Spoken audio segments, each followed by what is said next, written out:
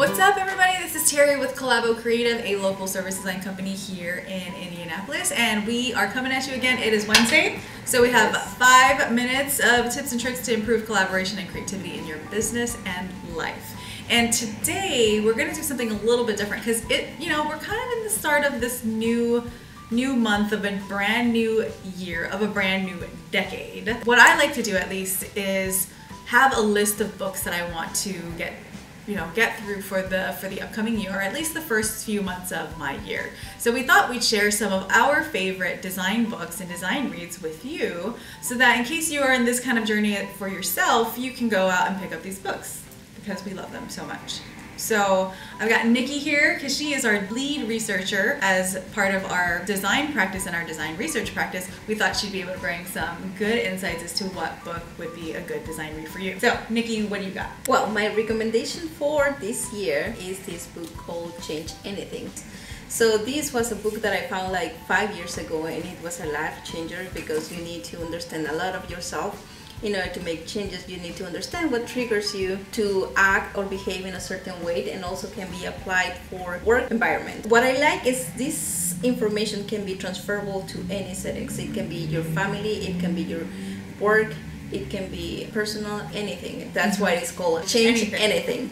So my recommendation for this year, if you are looking into building new habits, Change Anything. Nice. Yes. Well, and it's also, it might not be specifically about design, but it does connect, because when we talk about design, we are talking about how do you make change happen? How do you make improvements and innovation and create change, essentially? In your workflow, exactly. If you see yourself taking more time for something or doing things the same way over and over and over, and you don't see any change, you stop a little bit, look into not exactly into the book, but once you have read the book, you look into what's going on, what is surrounding, how's the environment when these or those things happen. So you stop and reflect, and then start making changes. One of the recommendations here is make friends accomplices. Oh, I like that. You're having some kind of trouble, just make sure you get accomplices for the benefit of your changing, to get good habits into your work process. Well, and in that, it's like, how do you redesign your life, right? Correct. Love it. Well, so thank you so much for sharing that book, and it is a fantastic book. I know you've shared it several times. You shared it around the office, so you should definitely go out and get this book. I love it because also within the office we have read several books too. We have read Atomic Habits. I have read The Power of Habits. Power of Habits by Charles Duhigg. Yes, The Power of Habits. Then I read those two, and I'm like, they're connecting a lot. So there is something in that information that is applicable everywhere. So it's just a matter of understanding yourself. Yes. Awesome. Thanks for sharing your pick. And so my pick, I'll share as well, is along the same lines with this whole idea of a life-changing book. You said this one was a turning point and kind of a life-changing book for you. Yes. So my book is called Cradle to Cradle. Unfortunately, I don't have it with me today, but we will bring one up on screen so you can see it. It is an amazing book, and it's called Cradle to Cradle, Redesigning the Way That We Make Things.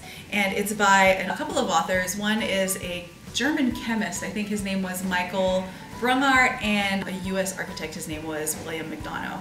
Now, this book came out a long time ago. It came out probably in 2007-ish. So it's been a while, over a decade at least. But when I read this book about 10 years ago, it was a life changer for me. It was a turning point book in my life.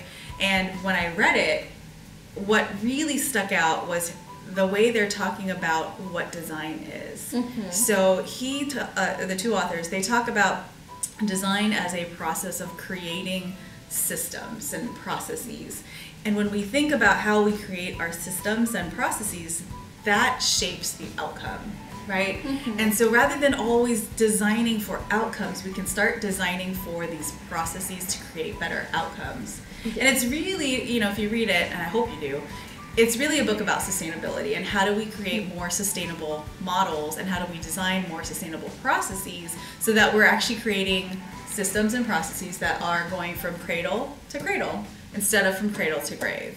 And so it helps, kind of turn what we think about when we talk about recycling, kind of turns that on its head and it talks about what a true recycle system looks like. So I loved that book. That's the book that helped me realize that design was so much more than just making things. And it was really about the planning and that whole process of creation, which then led to all of this work that we do now, which is about designing to create change. If you have a local bookstore, definitely go out to the local bookstore and check out some of these books, see if they have it. We hope you enjoy these book recommendations. We hope you go out and get some and get started on your 2020 Goodreads for your next year, as well as start making your list for the rest of the decade. That's all we've got for this week's Collabo clip. We hope you enjoyed this video. If you did like it, give us some thumbs up and don't forget to subscribe. We'll see you next time. Bye. Bye.